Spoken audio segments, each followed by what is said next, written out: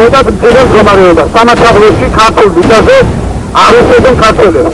საქართველოს ებრძვია სამაშაბლოში. ცხინვალში მოსაკლავად დასდევდნენ ქართველებს. 10,000 ბინა ქართველისა დაწულია და განადგურებულია. ხორში მიწვია ისტორიულ სამაშაბლოში.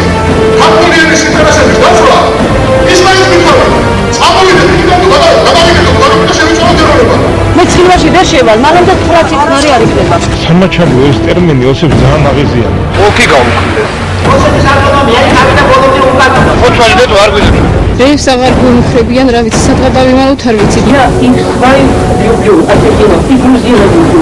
Ну как иметь, к кому обращаться? Ай, видите, да, это так, там один вот такой видео, что? Видите, рагара-рагара.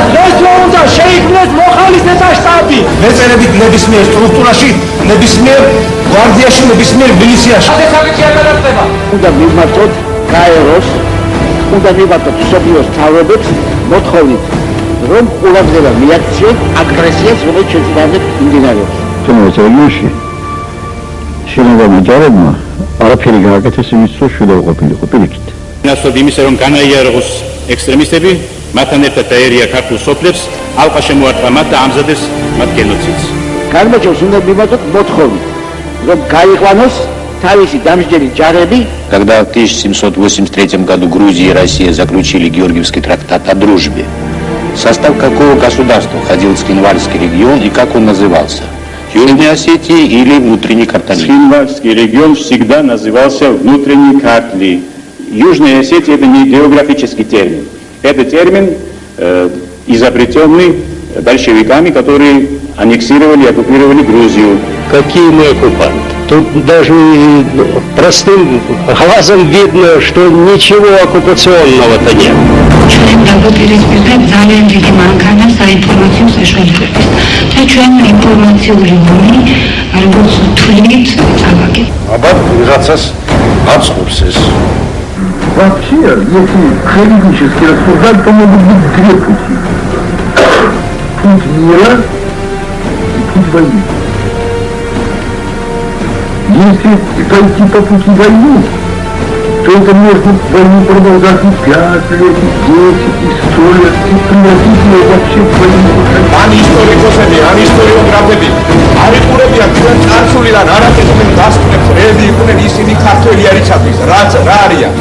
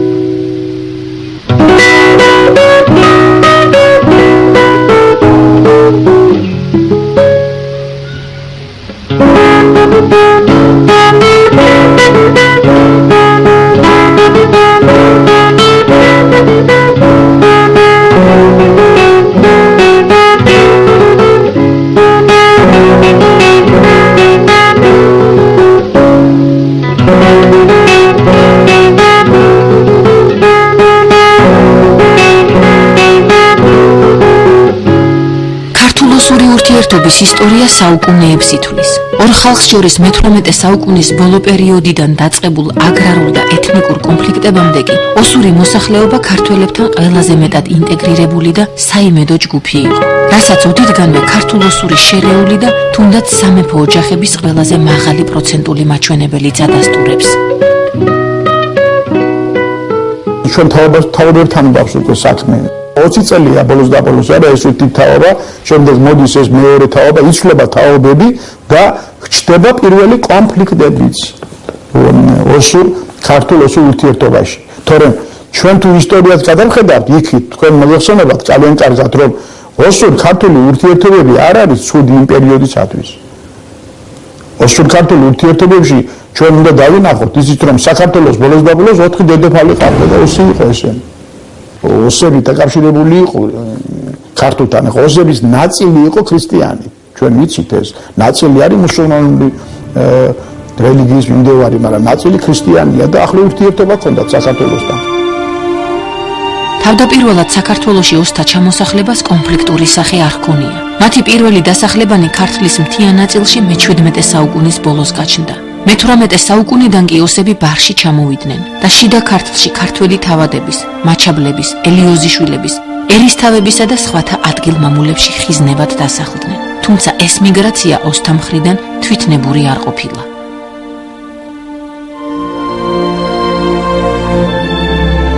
ეხლა სამაჩაბლო იყო იმ პერიოდში და მაჩაბლის მამულია რა.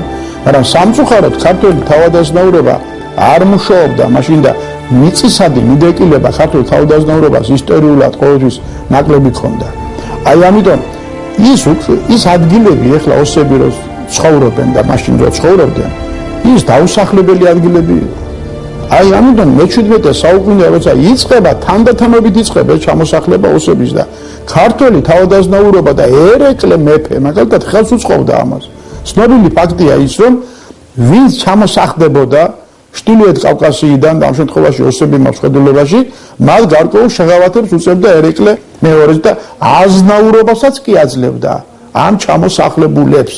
რა თქმა უნდა, ეს იყო დღევანდელი თვალსაზრისით ეს შეცდომაა, მაგრამ ეხლა ერეკლეს ვერ მოვთხოვთ ჩვენ ეხლა მასეს ყველაფერი გაითვალისწინებინა, რომ რა მოხდებოდა 100 წლის შემდეგ და უფრო იქით.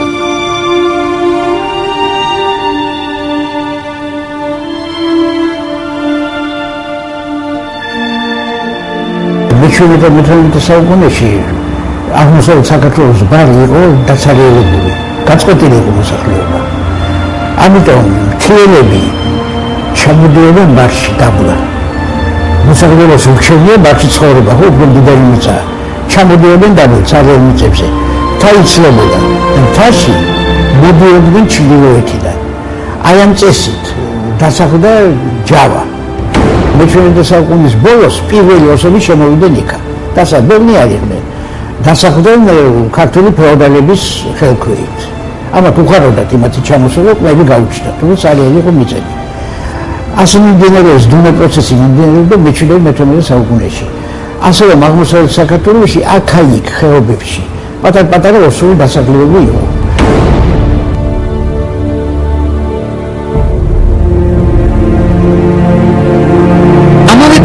კავკასიონის ქედის მიღმა მდებარე ოსთა ისტორიულ სამშობლოში ყაბარდოელი და ინგუში ფეოდალებისაგან შევიწროებული ოსიერი თვითგადარჩენისათვის იბრძოდა.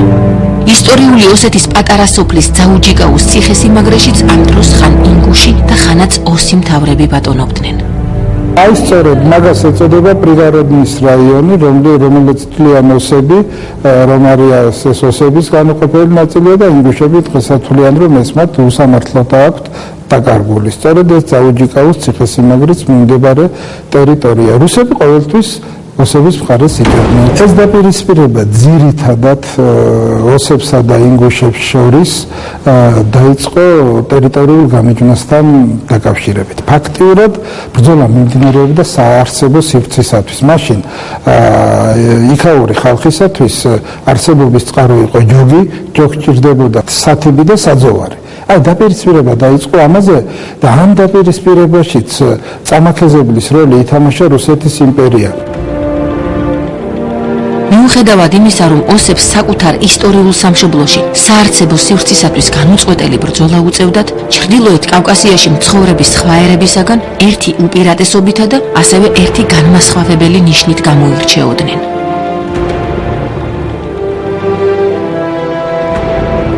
ისინი აკონტროლებდნენ დარიალის ხეობას. სამხრეთიდან ჩრდილოეთში გასვლა და პირიქით ოსების ნებართვის გარეშე არ მოხდებოდა. ჩვენ დასაუბედროდ აღმოჩნდა, რომ სწორედ დარიალის ხეობის ჩამკეტი ოსები აღმოჩნდნენ პრორუსული განწყობილებისა და ყოველთვის რუსებს დაუდგნენ მხარში, როგორც ჩეჩნების, ინგუშების და სხვა მთიელების წინააღმდეგ ბრძოლაში, ისევე ქართველების წინააღმდეგ ბრძოლაში და პრაქტიკულად ძალზე მძიმე მდგომარეობას ჩააგდეს ქართული სახელმწიფოებრიობა, სანამ სახელმწიფოებრიობა არსებობდა, ხოლო შემდეგ ფაქტიურად საქართველოში მცხოვრები ოსები იქცნენ რუსეთის იმპერიის მეხუთე კოლონია.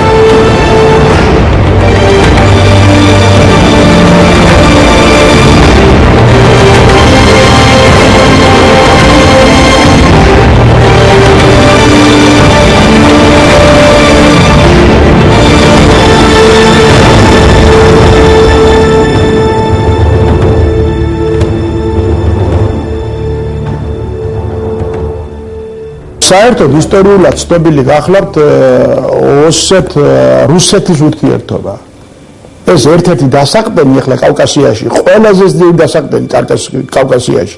აქ თუ ავიღებ ჩვენ ამიერკავკასიაში, სომხეთია რა რუსები დასაყრდენი. ისტორიულად და არის ეხლაც და ალბათ შემდგომში გაგრძელდება ეს. ჩრდილოეთ კავკასიაში ერთადერთი ეთნოსი არის ოსები, რომლებიც იყო, არის და იქნება რუსეთის დასაყრდენი. აი ეს ისტორიულად იყო ასე. ამიტომ როდესაც საუბარი იყო იმ რუსეთზე, რომელიც მოდიოდა, მე ახლა ჩემთვის მნიშვნელობა არ აქვს, ეს რუსეთი კომუნისტური იქნება, ეს რუსეთი დენიკინის იქნება, თუ ეს რუსეთი მეფის იქნება. ამას ჩემთვის მნიშვნელობა აქვს. ჩემთვის მნიშვნელობა აქვს მხოლოდ მათ დამოკიდებულებას, აი რუსულ ქართული ურთიერთობის მიმართ და დამოკიდებულებას, აი რუსულ ქართული ურთიერთობის მიმართ. იქამდე კი სხვადასხვა კავკასიელ ტომთაგან შევიწროვებულმა ოსმა ხალხმა 1774 წელს რუსეთის საიმპერატორო კარს ფარველობას თხოვა.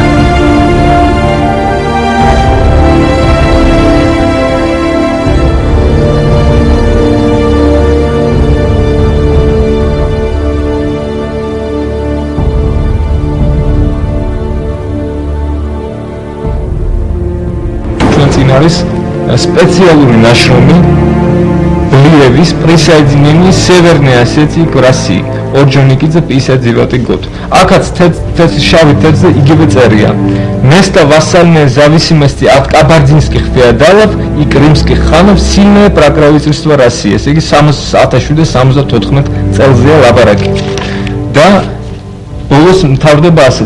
В 1974 году Северная Осетия за исключением Дзигори была включена в состав Российской империи. ესე იგი თვითონ ოსეთის ტერიტორიის ნაწილი შევიდა, არამსუ სამხრეთ ოსეთის შევიდა, არამედ основная часть Осетии присоединена к России. ესე იგი თვითონ დღევანდელი ჩრდილოეთ ოსეთის ტერიტორიის მხოლოდ გარკვეული ნაწილი შევიდა რუსეთის შემადგენლობაში.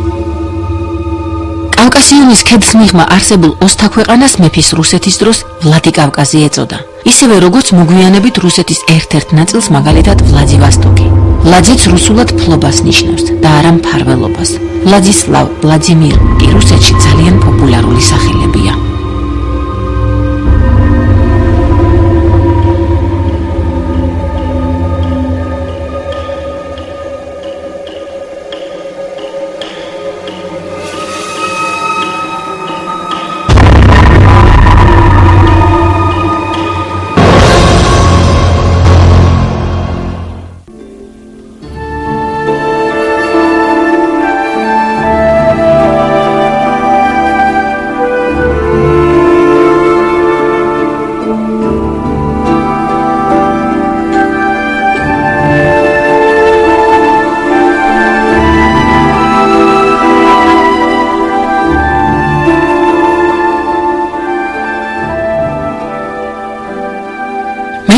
საუკუნის მიწურულს ოსთა ჩამოსახლება მასობრივი ხასიათი არამხოლოდ ლიახვის, ფრონესა და ქსნის ხეობებში მიიღო, რომელსაც ჩრდილო ოსეთისაგან მხოლოდ კავკასიონის ქედი ყოფს, არამედ აღმოსავლეთ საქართველოს გარკვეულ ადგილებშიც, ასევე დუშეთში, ბორჯომსა და ბაკურიანში.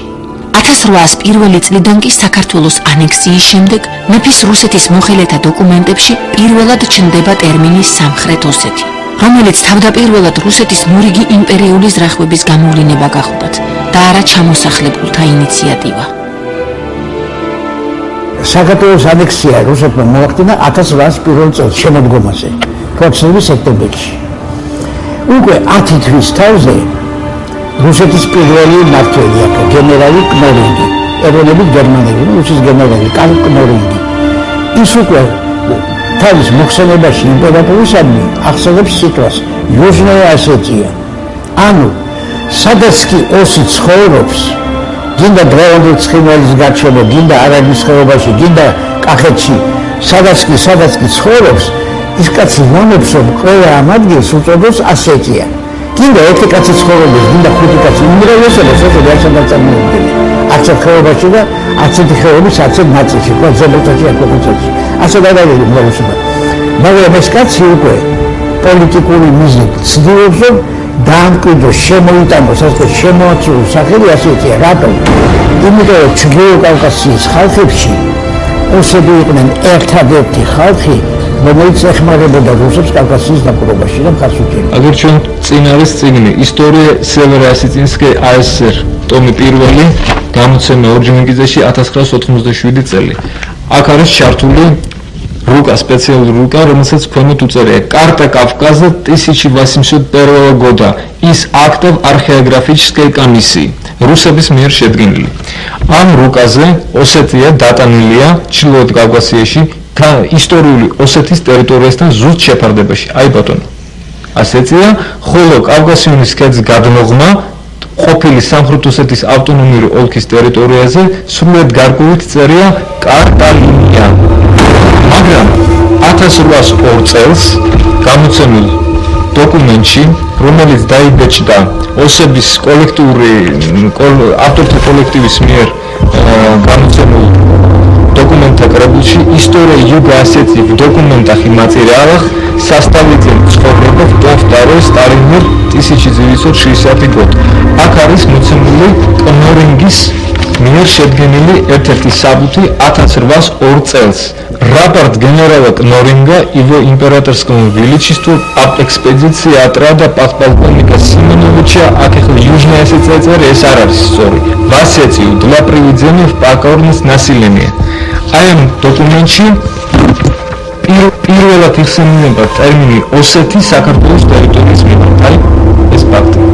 Употреблен был и в деле учреждения временных осетийских судов и от артиллерии подпоручику Башмакову. Აკა ლაპარაკი სასამართლოების დაწესებაზე შიდა ქართლის ტერიტორიაზე. აი აქ იხსენია პირველად ცნება ასეთი ტერმინი.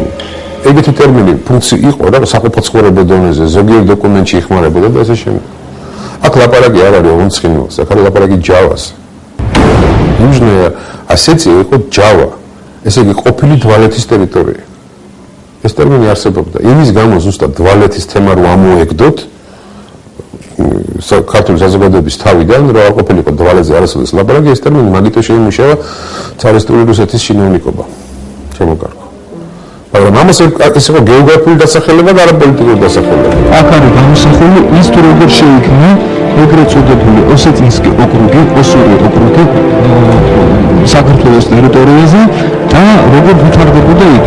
იგი აი ამ რუკაზე არის თარიღი 1853 წელს შეიქმნა ასეტინსკი ოკრუგი. აი ამ ტერიტორიას მოიცავდა ეს ოკრუგი. კავკასიონის ქედის გადმოღმა ის მოიცავდა ლიახუს ხეობის ზემო ნაწილს, ხოლო კავკასიონის ქედის გადაღმა მოიცავდა ისტორიულ დვალეთს, რომელიც ყოველთვის წარმოადგენდა საქართველოს ერთ-ერთ განუყოფელ ისტორიულ-ეთნოგრაფიულ პროვინციას.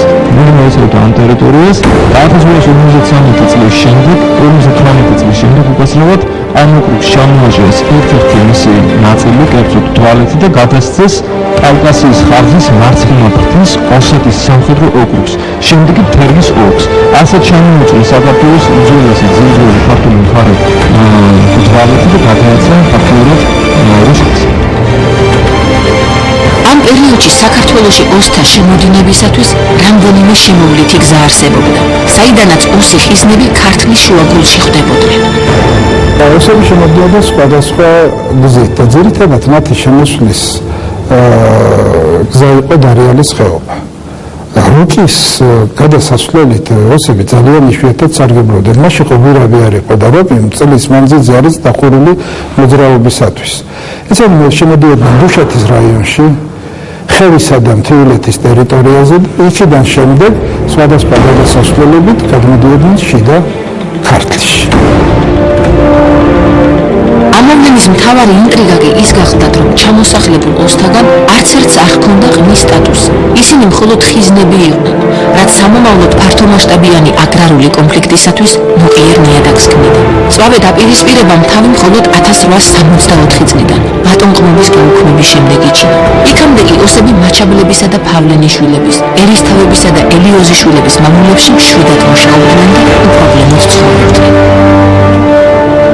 ბიზანს ქართველი თავადი და აზნაური მომამულე იყენებდა თქვათ მწყემსებად, შინამოსამსახურეებად და სხვადასხვა ისეთ სამუშაოზე, რომელიც შეიძლება შეესრულებინა მას ისაგან განსხვავებით. თქვა ყმას არ მოაცდენდა რომ წემსად დაანიშნა მემამული ერებმა სხვა სამუშაო ჰქონდა ოსი ასრულებდა ამ სამუშაოს მასიურად იყენებდნენ ტყის მცველებად ყარაულებად და ასე შემდეგ ძირითადად მაინც მეცხვარეებად იყენებდნენ ჯობი ჰქონდათ მათ ჩაბარებული ოსთა შემოდინება ქართლის შუაგულში ბატონყმობის გაუქმების შემდეგ განსაკუთრებით გახშირდა. ამ პროცესს შეიძლება ითქვას უყმებოდ დარჩენილი და დასუსტებული ქართველი თავადაზნაურობაც ახალისებდა. იმიტომ რომ იმ პირობით, რომელთაც მამუშავდა ამ მიწებს, იძულებით, ამ პირობით თავისუფალი კაცი არ დაუმუშავებდა. აი მაშინ ქართველმა მემამულეებმა, აი ამ ზონაში, სადაც დაბალი უღელტეხილებია ჩიროთისკენ, ამ ზონაში დაიწყეს ჩრდილოეთიდან ოსების შემოყვანა ხიზნებად.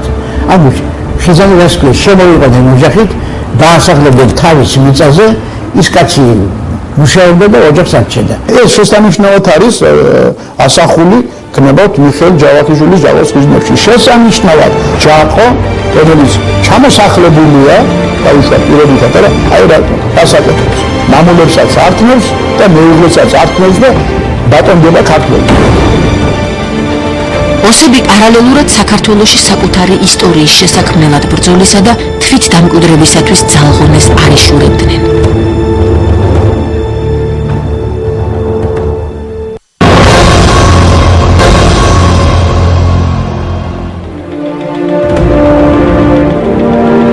საუკუნის მეორე ნახევარში, შიდა ქართლში, ისტორიულ სამაჩაბლოში, როგორც მოსალოდნელი იყო ოსი ეროვნების მიწაწყლო და მოიჯარე გლეხთა მრავალრიცხოვანი არმია წარმოიშვა. და თუ კი ბატონყმობის გაუქმების შემდეგ ქართველ ყმებს თავიანთ მემამულეთაგან მიწები ერგოთ, ოს ხიზნებს ყოველგვარი სარჩო საბადებლის გარეშე დარჩენა დაემუქრათ.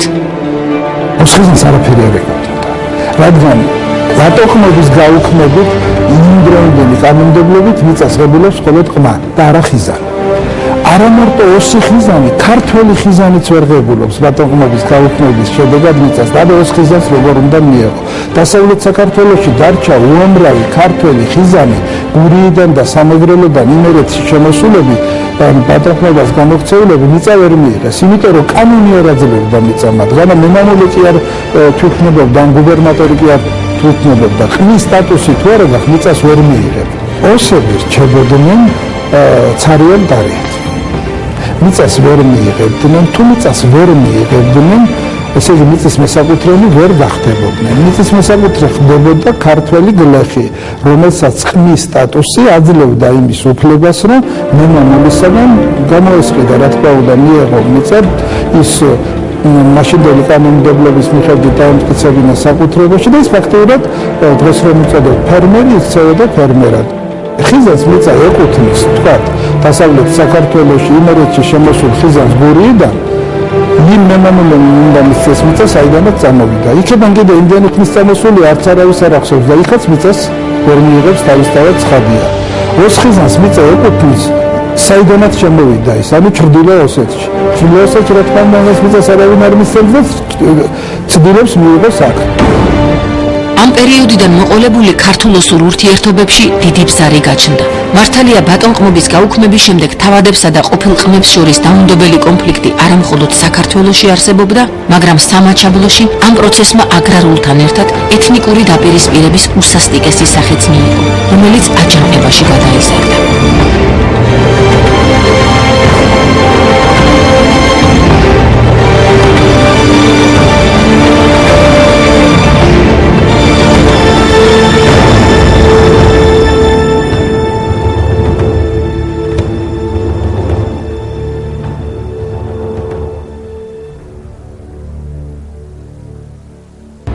მე-19 საუკუნის დამლევიდან უკვე რუსული პოლიტიკა მოიცავს ოსური მოსახლეობის სტიმულირებას ქართველი მემამულეების წინააღმდეგ.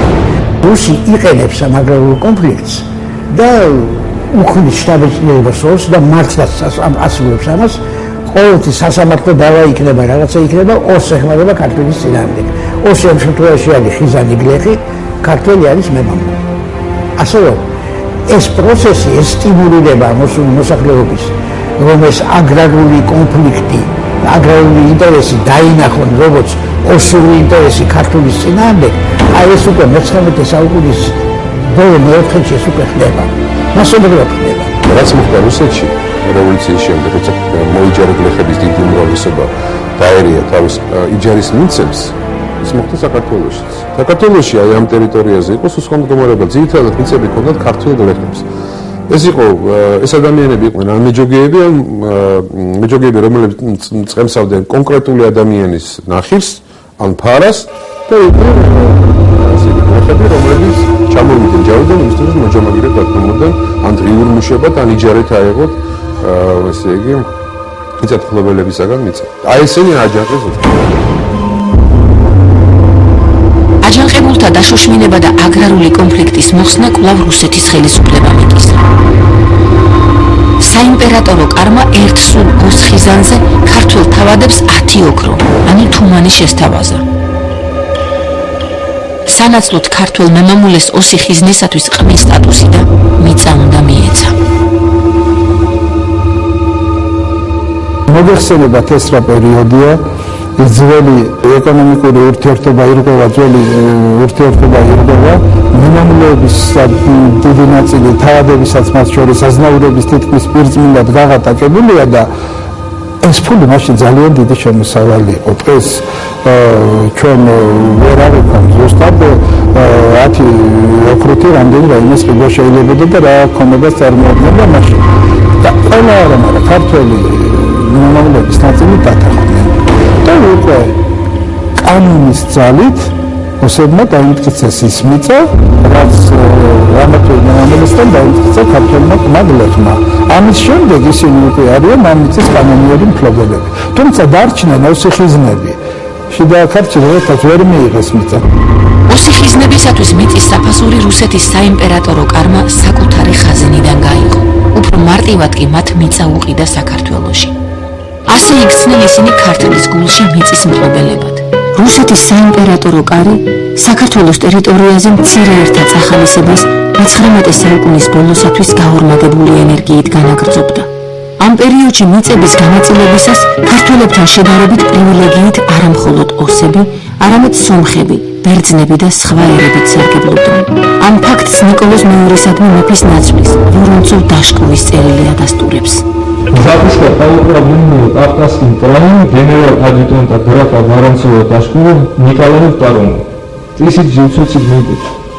Ай, рацияра, мы обычно подумали, что мы гасили минимум комментарий отчетов. Действительно, мы довольно потрудились над более точной колонизацией грузинских провинций немецкими колонистами, анатолийскими греками, турецкими армянами и пользующимся в последнее время неожиданным расположением местной администрации русскими сектантами. Многое коренное население этих местностей. Мы в земельном отношении не только почти ничего не сделали, но даже так запугали его разными обрезками и отрезками от его землепользования, что при приступе к землеустройству некоторые селения вначале упорно отказывались от него, опасаясь новых отрезков. ესე იგი რა გამოდის? კაცი ოფიციალურად მის წერს წერილს, რომ სადაც ამბობს, რომ მე ვაძლევ ოს ან სომეხს ან ბერძენს ვაძლევ 10 დესეტინას ან 15 დესეტინას, ქართულს კი ვაძლევ 3-4. ესე იგი მაქსიმალურად ცდილობენ რომ ქართულს შეუმცირდეს თავისი მამული, ხოლო სხვა ეროვნების ადამიანებს პირიქით მოუმატონ. აი ესეთი პოლიტიკის შედეგად თან საოცარი რეალობა ხიზმების მიმართ, არა ქართული ხიზმების მიმართ. ქართული ხიზმების მიმართ არა ქართული ხიზანი გლეხების კატეგორიის მიმართ, ამან გამოიწვია დემოგრაფიული სიტუაციის რადიკალური შეცვლა შიდა ქართლში.